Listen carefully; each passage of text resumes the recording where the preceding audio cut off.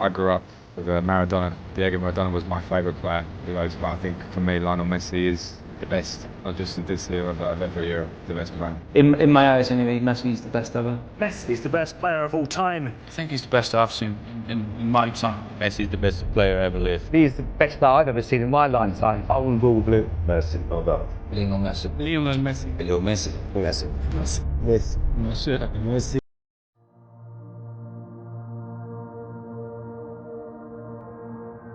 8 Ballon d'Or awards, 4 Champions League titles, 91 goals in a single calendar year, and the crowning glory of the 2022 World Cup in Qatar. The world saw a legend who made soccer look effortless. But that greatness was never a gift handed to him for free. It was an expensive bargain, paid for with thousands of injections in the darkness of Rosario, panic attacks that caused his body to collapse, and painful betrayals from those he trusted. On July 15, 2026, in Atlanta, at the age of 39, Messi once again produced 2 life-or-death moments in the final minutes of a breathtaking World Cup semifinal against England, sending Argentina into the final.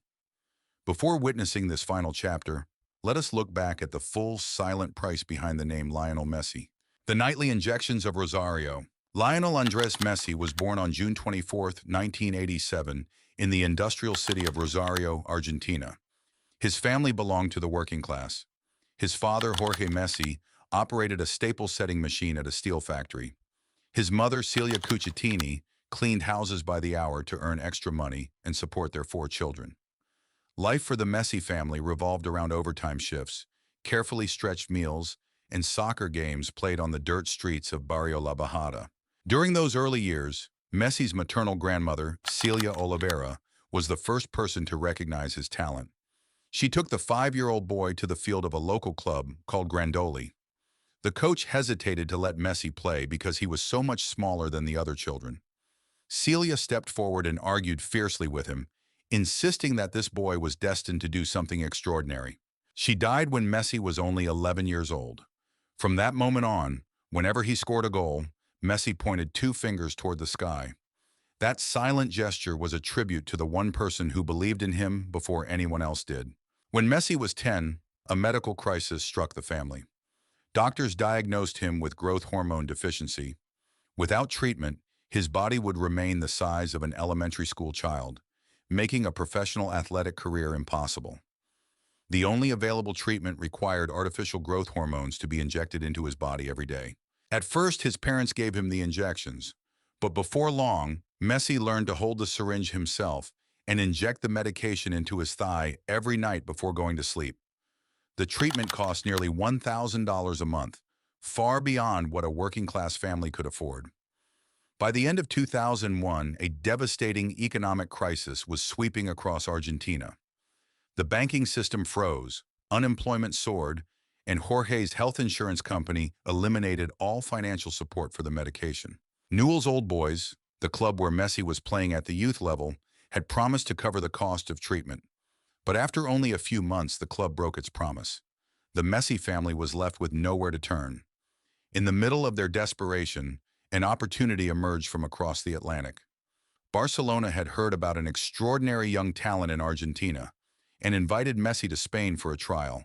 On December 14, 2000, at the Pompeia Tennis Club in Barcelona, sporting director Carles Rexach met with the Messi family. Sensing hesitation from Barcelona's leadership and seeing Jorge's growing anxiety, Rexach grabbed a paper napkin from the table and wrote a commitment to sign Messi on the spot.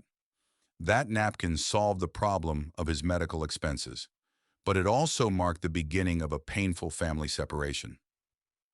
El Mudo at La Masia. In September 2000, Messi and his family packed their belongings and headed for the airport in Rosario. Tears rolled down the faces of relatives and neighbors as they said goodbye to their homeland. But life in Spain was nowhere near as easy as they had imagined. The Messi family struggled to adjust to the new environment. Celia and the younger children eventually decided to return to Argentina, leaving Messi behind in Barcelona with his father, Jorge. The family had been torn into 2 halves, separated by thousands of miles. Every evening, after exhausting training sessions, Messi sat alone in a cold rented room, looking at his mother and siblings through the screen of an outdated computer. Webcam video calls became their only connection, and when the screen went dark, the room fell silent once again. At Barcelona's La Masia Academy, Messi also faced administrative obstacles. Because of complications surrounding his international transfer, he was prohibited from playing in official competitions for several months. Separated from his family and naturally withdrawn, Messi closed himself off completely. Teammates his age, including Cesc Fabregas and Gerard Piqué, gave him the nickname El Mudo, the mute, because they had never heard him say a word inside the locker room. What they did not know was that behind that silence stood a 13-year-old boy carrying the financial burden of his entire family, while still enduring the cold sting of medical injections every night. Messi's body gradually developed through hormone therapy, but the psychological wounds of living far from home quietly took root. That silent perseverance was about to carry him into Barcelona's first team, where the brightest lights were waiting. The price of greatness. In 2003, Messi made his unofficial debut for Barcelona's first team in a friendly against Porto. At this time, Barcelona's locker room was filled with major stars. But Ronaldinho personally reached out to protect the 16-year-old teenager. Ronaldinho brought Messi over to sit beside him, helping the shy youngster feel less isolated. In May 2005, Messi scored his first official goal for Barcelona against Albacete, after Ronaldinho delivered a delicate chipped pass into his path. The image of Ronaldinho carrying Messi on his back during the celebration became a symbol of a generational handover at Camp Nou. In 2008, Pep Guardiola took over as Barcelona's head coach and launched a soccer revolution. During El Clásico against Real Madrid in May 2009, Pep made a daring tactical decision. He moved Messi away from the right wing and placed him in the center as a false nine. The change tore Real Madrid's defense apart and helped Barcelona secure a stunning 6-2 victory at the Bernabeu. That season, Barcelona completed a historic treble. In the 2009 Champions League final in Rome against Manchester United, Messi rose into the air and scored a header to seal a 2-0 victory, losing one of his cleats as he landed. The peak of his individual career came in 2012, when Messi scored 91 official goals in a single calendar year. He shattered Gerd Muller's decades-old record and turned the extraordinary into a weekly routine.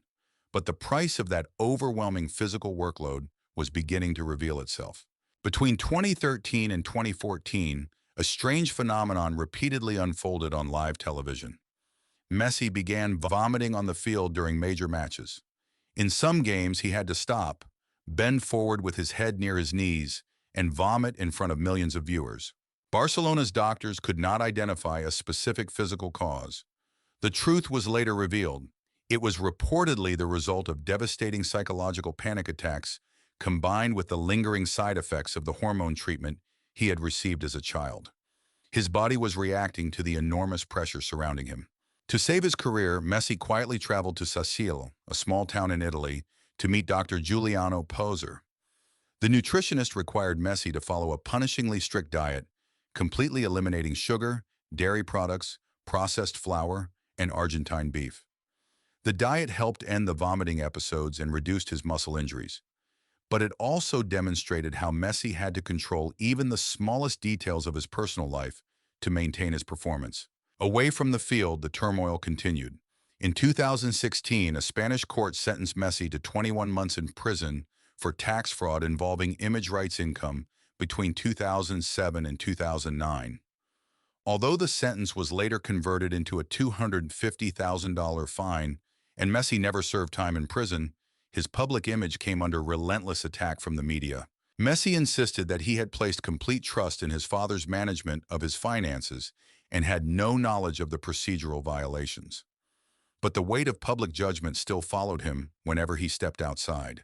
In European competition, Barcelona entered a period of decline caused by the failures of the club's leadership. The team repeatedly suffered humiliating Champions League collapses, falling to Roma in 2018 after winning the first leg 4-1, losing 4-0 to Liverpool at Anfield in 2019, and reaching rock bottom with an 8-2 defeat against Bayern Munich in Lisbon in 2020. In August 2020, Messi sent an official legal document known as a burofax to Barcelona's leadership, requesting that the clause allowing him to leave freely be activated. Club president Josep Maria Bartomeu refused, pointing to a $700 million release clause. Rather than take the club he had devoted his life to into a courtroom, Messi agreed to remain for one more season. In January 2021, the Spanish newspaper El Mundo suddenly leaked the details of Messi's four-year contract, reportedly worth up $155 million. The leak turned him into the target of public criticism at a time when Barcelona was drowning in a financial crisis. The club's leadership had used the press to portray Messi as a man driven by greed. By the summer of 2021, Joan Laporta had been elected as Barcelona's new president and promised to keep Messi at the club. Messi agreed to reduce his salary by 50% to help Barcelona comply with La Liga's financial fair play regulations. Every part of the agreement had been completed. But on August 5, 2021, when Messi returned to Barcelona to sign the contract, Laporta abruptly announced that the club could not register him because of the overwhelming debts left behind by the previous administration. On August 8, 2021, a farewell press conference was held inside the Camp Nou auditorium. Messi walked to the podium but could not speak. He broke down in tears in front of his wife, his children, and his teammates. Antonella quietly stepped forward and handed him a white tissue to wipe away his tears. There was no official farewell match. There were no cheers from 80,000 supporters in the stands. After giving 21 years of his life to Barcelona, Messi left under bitter and heartbreaking circumstances. Messi moved to Paris Saint-Germain, but his 2 years in France became one of the most difficult periods of his personal life. PSG supporters repeatedly booed him inside his own stadium after the club's Champions League failures. Messi later admitted that during that period, he did not feel happy in his daily life. The painful separation from Barcelona opened an emotional wound that had yet to heal. But his attention quickly turned toward one final battlefield, the Argentina national team. Argentina's darkest nightmare. Messi's club career overflowed with trophies, but with the Argentina national team, it was once defined by a seemingly endless chain of heartbreak. In the 2014 World Cup final at the Maracanã, Argentina lost 1-0 to Germany in the 113th minute. The image of Messi staring at the World Cup trophy as he walked forward to receive the golden ball became a symbol of unbearable pain. Over the next 2 years, the tragedy repeated itself on the continental stage. Argentina lost to Chile on penalties in both the 2015 and 2016 Copa America finals. In the 2016 final at MetLife Stadium, Messi himself missed Argentina's first penalty kick. Overcome with emotion after the match, the captain collapsed onto the bench, his eyes empty and distant. Inside the locker room that night, he bitterly announced his retirement from international soccer. "For me, the national team is over. I've tried everything I possibly could." For years, the Argentina public showed Messi little mercy. They compared him to Diego Maradona, the fiery and defiant warrior who had delivered the World Cup in 1986. The Buenos Aires media accused Messi of being Spanish, criticized him for not singing the national anthem, and questioned his patriotism because he had left Argentina at the age of 13. Every national team failure was placed on Messi's shoulders. During those darkest moments, Antonella Rocuzzo and their young family became the only foundation that kept him balanced. Their love story had begun in Rosario when Messi was just 9 years old. They married in 2017 and went on to have 3 sons, Thiago, Mateo, and Ciro. Their home was the one place where Messi's fame meant nothing. Mateo often teased his father by celebrating goals scored by Real Madrid or Liverpool. Those childish jokes kept Messi connected to real life, helping him shed the pressure of bitter defeats on the field. Moved by the pleas of supporters and a younger generation back home, Messi decided to return to the national team. The turning point came when Lionel Scaloni took charge in 2018. Scaloni built a team around passionate young players such as Rodrigo de Paul, Cristian Romero, and Emiliano Martinez. They did not treat Messi like a god they could depend on. They saw him as an older brother who needed to be protected. In 2021, Argentina defeated Brazil 1-0 at the Maracanã to win the Copa America, ending the country's 28-year trophy drought. But the true miracle was still ahead. Argentina entered the 2022 World Cup in Qatar on a 36-match unbeaten streak.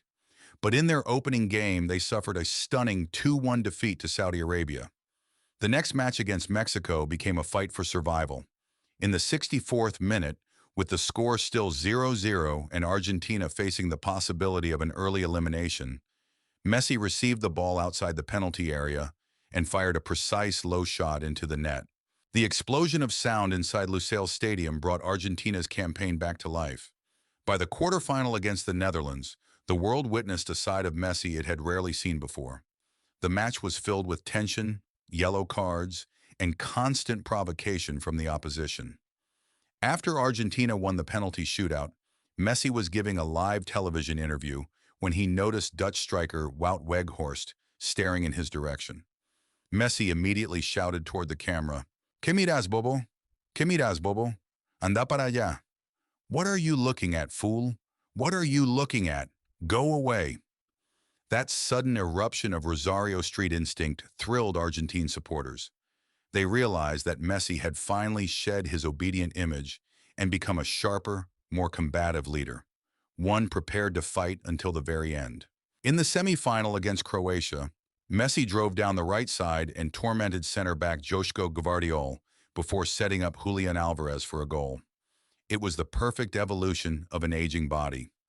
Messi eliminated unnecessary running, moved with greater intelligence, and unleashed his power only when the decisive moment arrived. On December 18, 2022, what many considered the greatest World Cup final in history unfolded between Argentina and France. Messi scored twice. Kylian Mbappe completed a hat trick.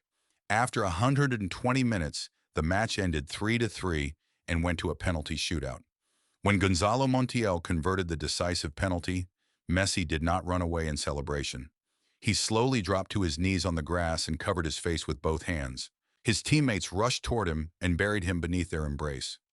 Messi's eyes were red, not from the tears of anguish he had shed in 2014 or 2016, but from absolute release. The 16-year sentence demanding that he become a world champion had finally been lifted. Smiling, he walked toward the World Cup trophy, kissed it, and then raised it high alongside his teammates. The World Cup winner's medal ended every remaining argument about his legacy, but the journey of his 35-year-old legs was not over yet. Messi's final battle. In July 2023, Messi officially joined Inter Miami in Major League Soccer.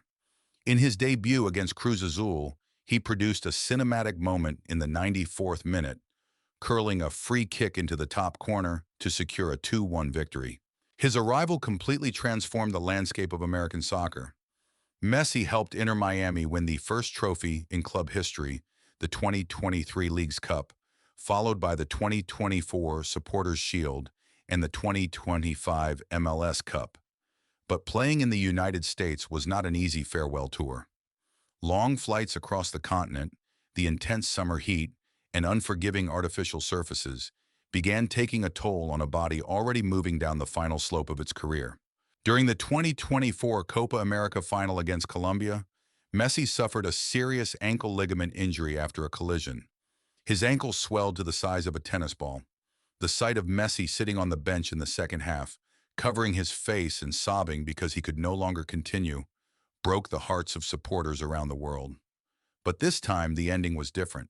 His younger teammates fought bravely and secured a 1-0 victory in extra time. For the first time in his career, Argentina won a major tournament without Messi needing to be on the field during the final moments. For him, it was an enormous relief. At the age of 38, Messi faced a new and silent enemy, the fear of retirement. In interviews, he openly admitted feeling anxious when he thought about the day he would finally have to hang up his cleats.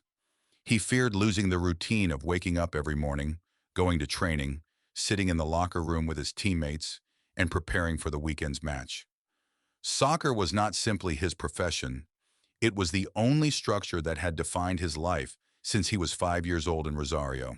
In the summer of 2026, the World Cup arrived in North America. At 39, Messi entered the 6th World Cup of his career. He could no longer accelerate over long distances or dribble past 4 or 5 defenders as he had in his youth. He accepted a deeper role, walking more frequently across the field to conserve energy for the moments when everything would be decided. On July 15, 2026, Argentina faced England in the World Cup semifinal in Atlanta. In the 80th minute, England led 1-0 through a goal from Anthony Gordon. Argentina appeared completely trapped by the physical strength of the English defense. Many believed the 39-year-old captain's World Cup journey would end there. But genius does not need 90 minutes to reveal itself. It only needs a few seconds. In the 85th minute, Messi received the ball at the edge of the penalty area. He calmly studied the field before threading an exquisite pass into the path of Enzo Fernandez, who raced forward and fired into the net to equalize at 1-1. The stadium in Atlanta erupted, but Messi was not finished. In the 92nd minute of stoppage time, he received the ball on the right wing. He did not rush forward. Instead, he protected the ball intelligently, waited for the defender to retreat, and then delivered a perfectly weighted left-footed cross into the penalty area. Lautaro Martinez rose into the air and drove a bouncing header into the net, sealing a historic 2-1 victory for Argentina. The substitutes flooded onto the field. Messi's teammates raced toward him and wrapped their arms around their 39-year-old captain. With 2 moments of genius produced while his body was physically exhausted, Messi carried Argentina into a second consecutive World Cup final. He proved to the entire world that time may erode the speed of a man's legs, but it cannot erase the vision and intelligence of a legend. The making of a legend. When the final whistle sounded in the semifinal, the full journey of Lionel Messi came into focus. His greatness had never been measured only by numbers or by the shining trophies displayed behind glass. Records will eventually be broken. One day, someone may surpass his goal totals. What will remain forever is his silent discipline, his absolute loyalty to a dream, and his ability to rise from the most painful ruins imaginable. The boy who once needed bitter hormone injections every night in a dark room in Rosario became a giant who changed the definition of what was possible in sports. He survived the separation of his family, psychological panic attacks that caused his body to collapse, betrayal by the club he had devoted his life to, and rejection from supporters in his own homeland. But he never abandoned the ball at his feet. No matter how the 2026 World Cup final ends, Lionel Messi's legacy already belongs to history. He has given millions of supporters around the world an unshakable belief that true greatness does not emerge from loud declarations or empty displays.